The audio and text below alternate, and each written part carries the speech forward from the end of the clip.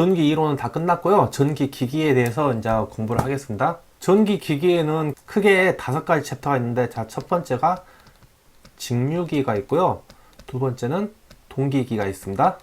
그 다음에 세 번째는 변압기가 있고요. 네 번째는 유도 전동기가 있고요. 다섯 번째는 정류기가 있어요. 암기할 것도 좀 많고 좀 처음에는 어렵지만 이 직류기만 어느 정도 하고 나면요, 나머지 동기기, 변압기, 유도전동기, 정류기 하는 것은 그닥 어렵지 않거든요. 그러면은 제가 첫 번째 직류기에 대해서 이제 공부를 할 거고요. 직류기는 직류 발전기가 있고요. 그 다음에 직류 전동기가 있습니다. 발전기는 말 그대로 전기를 만들어내는 게 발전기고요. 전동기라는 것은 전기로 움직이는 것, 즉 우리가 쉽게 말해서 모터라고 그러죠. 모터 같은 거 보고는 다 전동기라고 부릅니다. 자, 먼저 직류기를 배우기 전에 전기 이론에 나왔던 직류 발전기 어떤 기본 법칙들을 다시 한번 복습 차원에서 한번 보겠습니다. 첫 번째, 앙페르의 오른나사 법칙이 있었죠. 전류와 자기장의 방향을 결정하는 게 앙페르의 오른나사 법칙이었죠. 앙페르의 오른나사 법칙 같은 경우는 만약에 이제 이때는 전류가 반듯하게 흐르잖아요. 그렇기 때문에 오른손으로 엄지척을 했을 때요, 엄지손가락이 이 위 방향을 이렇게 향하게 하면은 이때 나머지 네 손가락은 이런 방향으로 향하게 되죠. 그래서 이때 전류가 이렇게 흐르면은 자기장의 방향이 이렇게 흐른다는 걸 알 수 있는 게 이제 앙페르의 오른나사 법칙이고요. 반대로 지금은 전류가 이 방향으로 이렇게 흐르잖아요. 엄지척 했을 때 내 손가락이 말려 있기 때문에 이 말려 있는 손가락을 이렇게 감아 쥐게 되면은, 그러면은 엄지손가락이 이 방향이 되죠. 이때는 엄지손가락이 가리키는 방향이 자기장의 방향이 되고요.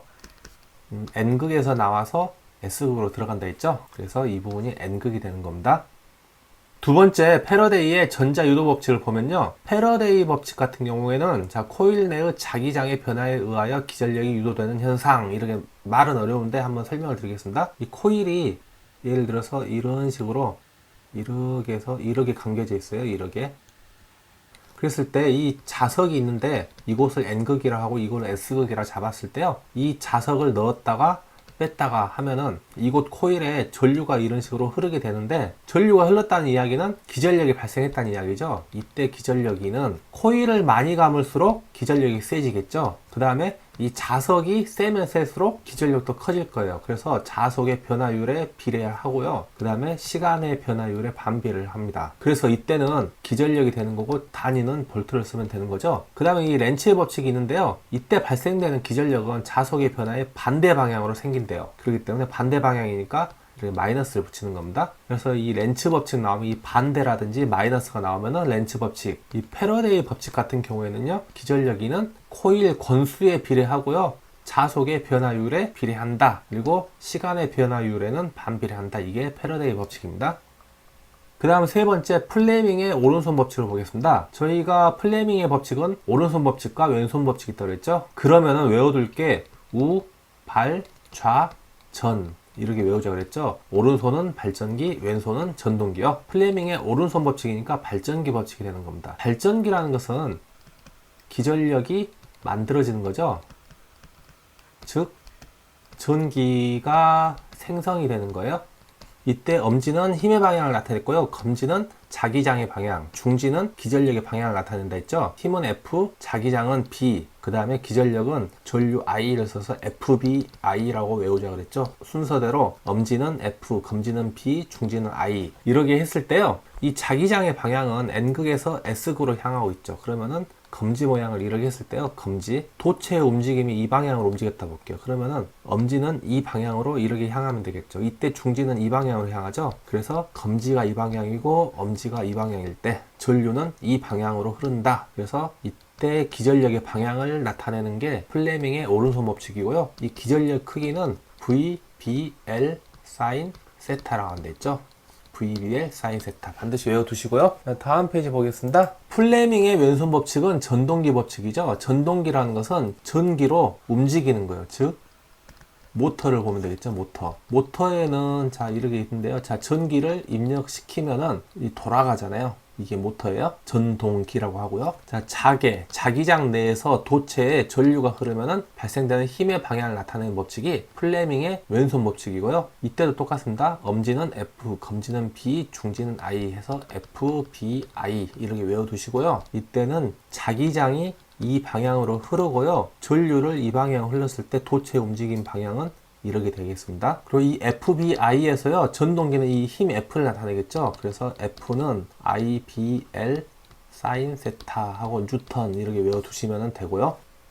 그 다음 오른손은 발전기 법칙이고 왼손은 전동기 법칙, 우발자전 외워두시고요. 그 다음에 전동기와 발전기에서는 전류 방향이 반대이므로 일어나는 현상은 반대로 해석하면 편하다. 이거 한번 기억해 두시고 제가 다음 시간부터 적용을 해 드리겠습니다. 그러면은 간단하게 문제를 풀어보겠습니다. 1번 문제, 전류에 의해 만들어지는 자기장의 자기력선의 방향을 간단하게 알아내는 방법은요, 전류와 자기장의 방향을 나타내는 것은 앙페르의 오른나사 법칙이죠.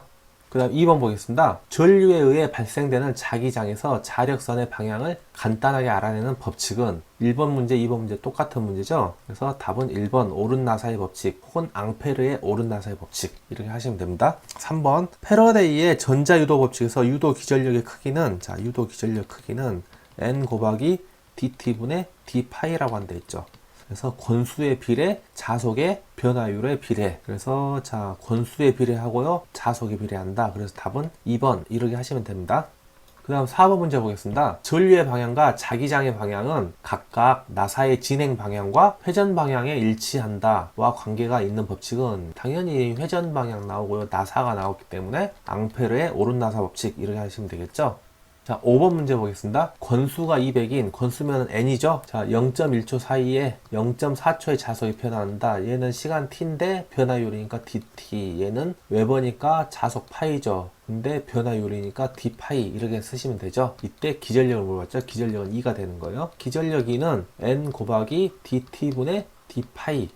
패러데이의 전자유도 법칙이죠. 그렇기 때문에 권수는 200회고요. 자속의 변화는 0.4, 시간의 변화는 0.1이죠. 그래서 얘를 계산기로 계산하시면은 800V가 나오겠죠. 그래서 답은 3번. 6번 문제 보겠습니다. 건수가 150회인 코일에서 2초간 1웨버의 자속이 변화하였다면 코일에 발생되는 유도 기전력의 크기는 몇 볼트인가? 자, 기전력이는 N 곱하기 dt분의 d파이죠.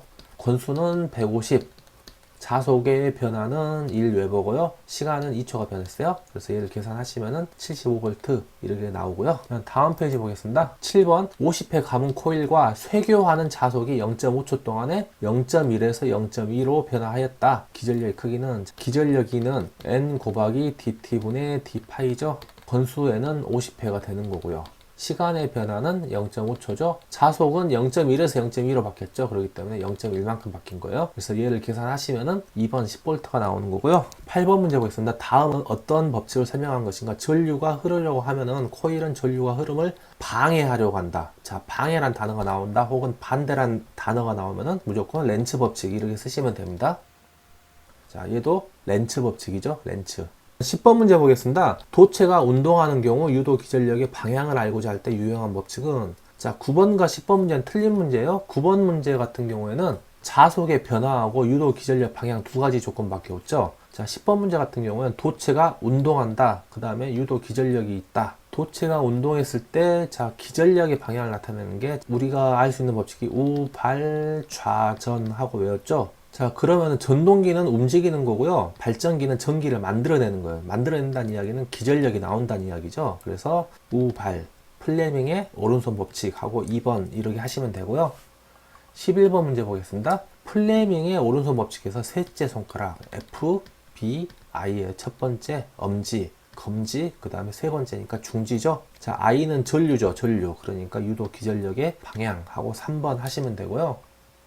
그 다음 12번 문제 보겠습니다. 자속 밀도가 0.8웨버 퍼 메타 제곱미터인 자계에서 길이 50cm인 도체가 30m per sec로 회전할 때 유기되는 기전력은 어떻게 되는가? 자, 그러면은 기전력은 2가 되는 거죠. 자, 기전력2는 V, B, L, 사인, 세타도 있었고요. 기전력2는 마이너스 n 곱하기 dt분의 d파이도 있었죠. 자, 이때는 근데 뭐 건수 같은 거 안 나왔죠. 자, 자속 밀도니까 얘는 b가 되는 거고요. 자계에서 길이 50cm, 얘는 l이 되는 거예요. 그 그 다음에 도체, 속도죠. 메타 퍼 세컨이니까 속도 V가 됩니다. 그래서 이 식에다 집어넣으면 되고요. 자, 사인 세타 무시하시고 VBL이니까 속도는 어디 있어요? 여기 있죠. 30 곱하기 얘는 자속 밀도 B니까 0.8 하시면 되고, 길이는 50cm인데 메타로 환산해 줘야 되겠죠. 그래서 0.5m가 돼요.